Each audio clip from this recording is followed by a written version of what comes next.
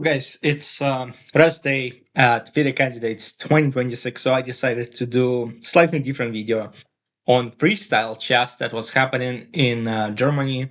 Grenke Freestyle Chess Open, one of the biggest opens in whole Europe. I think over 3,000 people registered. So some people were playing regular chess and top champs were playing freestyle. So let's see what was going on. So I want to show you two games of the eventual winner, who is Vincent Keymer. And I want to show you the game of round number 6 that he played against Hans Niemann, and then also his game against Magnus. So we have weird piece placement, bishop on h1, potentially trying to get this bishop, bishop on a1, trying to get this bishop, this rook, attack, this rook, attack, attack, knight, knight, queen on d1, rook on c1. So basically the only piece that is in its place is queen. And pawns, obviously. So, Vincent respond with c5, g5, g6, knight c3, knight c6, b3. b6, castle, castle. Yes, you can castle like that. Knight c2, knight c7, e3, e5, immediately taking the center. The only problem here is that I would worry a little bit about knight e5, but in reality, okay, I mean, that's fine. d4 takes, knight e6, pressure in d4, square, now takes, and king g7. So, two knights have d4 square. Yes, this knight got d5. The position is absolutely equal. Like, if you look at it, it's like, okay, I mean, that just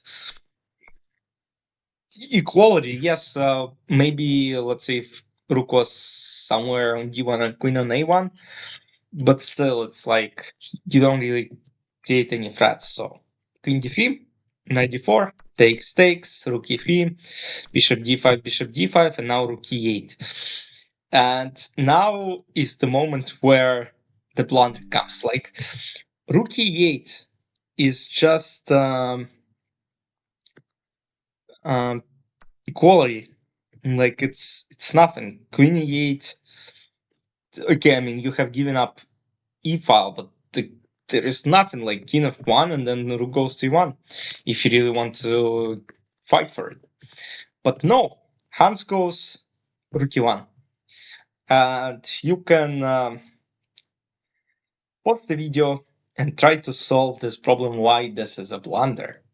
Like, what did Hans miss by playing rook e1? He was just trying to fight for open file. What he blundered was skittish. Now, if rook takes, then rook e1 and black wrap in exchange. If bishop takes, then queen takes, and once again rook d3, rook e1 takes, and it is a win for black.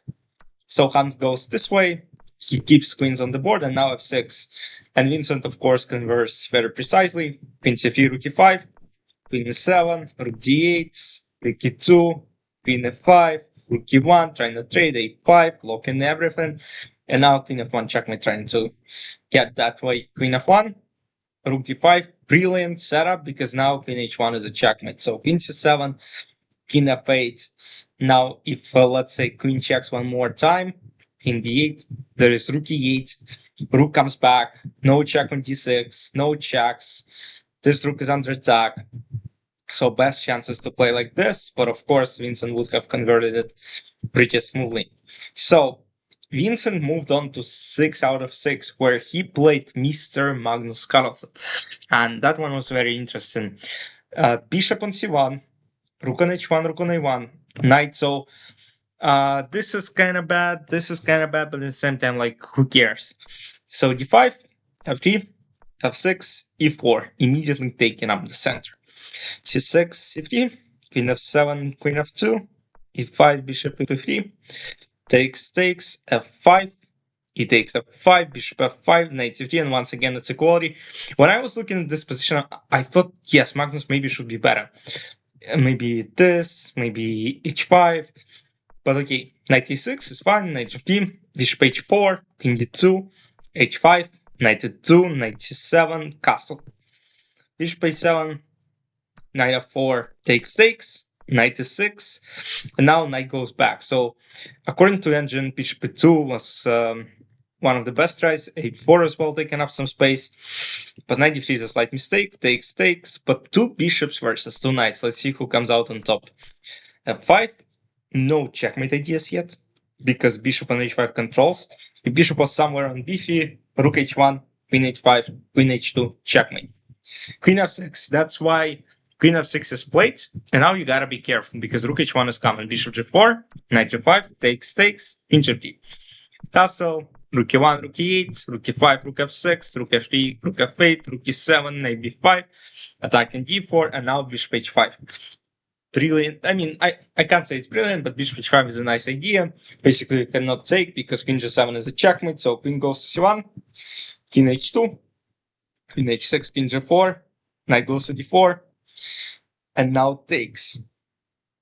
And this is where Magnus could have played rook f5, and this would have secured a huge edge.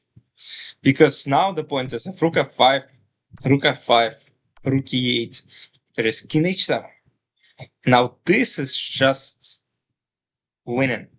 Because let's say king g1, queen h5, and okay, you cannot play g4. It's not a fort, because queen g6 or queen g5 doesn't really matter. Probably king g6, just to avoid any pins.